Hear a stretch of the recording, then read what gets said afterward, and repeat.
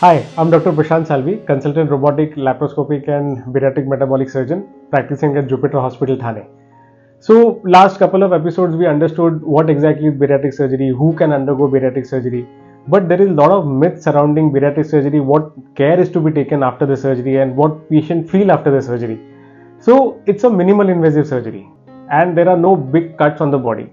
So, सारे patient जिनकी bariatric surgery होती है ऑपरेशन के 5 घंटे के बाद ही खुद से वो चलते हैं और वो अपना घूट घूट पानी भी शुरू करते हैं। दूसरे दिन हम पेशेंट्स को 30 ml लिक्विड देते हैं जो वो सिप सिप करके पीते हैं। ऑपरेशन के 15 दिन तक हम लिक्विड डाइट रखते हैं पेशेंट को और उसके 15 दिन के बाद सेमी सॉलिड खिचड़ी वगैरह देते हैं और 1 महीने के बाद पेशेंट अपना रूटीन खाना खा सकता है। अब ये तो प्रोटोकॉल हम लोग ऐसे फॉलो करते हैं, बट पेशेंट ने रोज वॉक करना जरूरी है।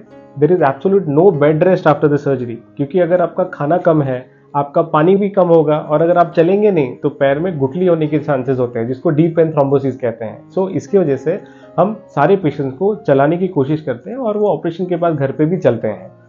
अब क्या होता है, हम पेशेंट का रेस्ट्रिक्शन तो करिए हैं, डाइट कम हो गया है, लेकिन वो क्या खा रहे हैं वो भी बहुत इंपॉर्टेंट है। जैसे अभी समझो 6 महीने हो गए सर्जरी को, पेशेंट का वेट लॉस भी हो रहा है, फिर क्या होता है, पेशेंट सोचता है कि ठीक है अभी मैं सब कुछ खा सकता हूँ, लेकिन अंडरस्टैंड कि हम पेट की साइज जब कम करते हैं ना, तो कम खाने में भी ज़्यादा कैलोरीज खा सकते हैं पेशेंट। जैसे फॉर एग्जांपल अगर हम बोल रहे हैं कि आपको ब्रेकफास्ट में एक अराउंड 9-10 चम्मच पोहा में आपका खाना हो जाएगा, बट अगर वो नहीं खा के आप केक की पेस्ट्री खाते हो तो आपके कैलोरीज बहुत ज़्यादा अप हो जाते हैं। सो कम खाने में भी अगर आपने कैलोरीज ज़्यादा खाए तो डेफिनेटली वेट गेन के चांसेस होते हैं।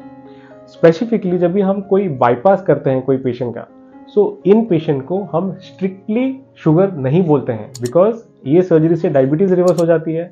अगर आपने शुगर खाई या शुगर की कोई मिठाई खाई तो आपकी शुगर कम हो सकती है, इसको डंपिंग कहते हैं। सो अगर आपका बाईपास हुआ है तो आपने स्ट्रिक्टली कंप्लीटली स्वीट्स मतलब शुगर की चीज़ें सब बंद करनी है।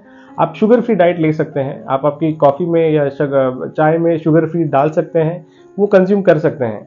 दूसरी चीज़, आपके जो डेफिशिएंसीज रहते हैं, क्योंकि हमने मैल एब्जॉर्प्शन क्रिएट किया है, सो डेफिशिएंसीज हो सकती हैं। सो जिन पेशेंट का बाईपास हुआ है उनको प्रोलॉन्ग हम डेफिशिएंसीज नहीं हो इसके लिए सप्लीमेंट देते हैं, जैसे B12, कैल्शियम, मल्टीविटामिन और प्रोटीन्स इसके लिए क्योंकि उनका मसल लॉस नहीं होना चाहिए।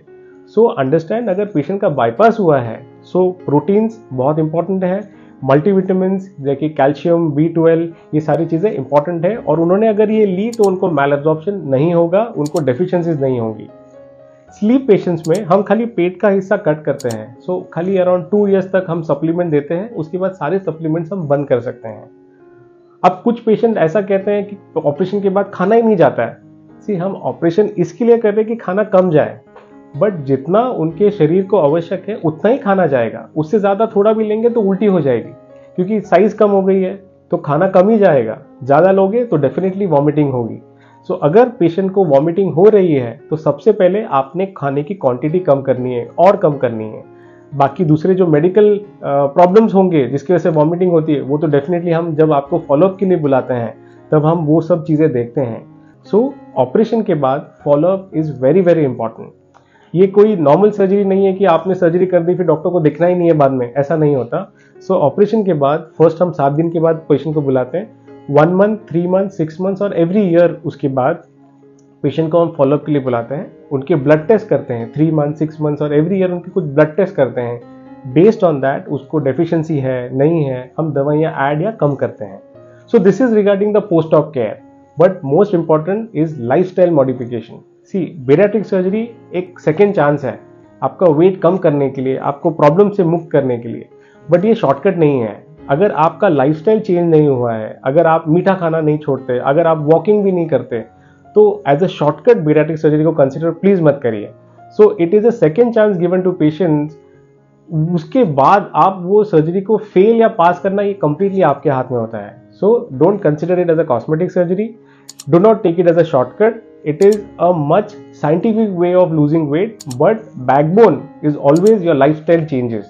आप अपना डाइट चेंज करिए, आप अपना वॉकिंग इनकॉर्पोरेट करिए रूटीन लाइफस्टाइल में, इसके वजह से आपको सर्जरी का दुगना फायदा भी होगा। Thank you.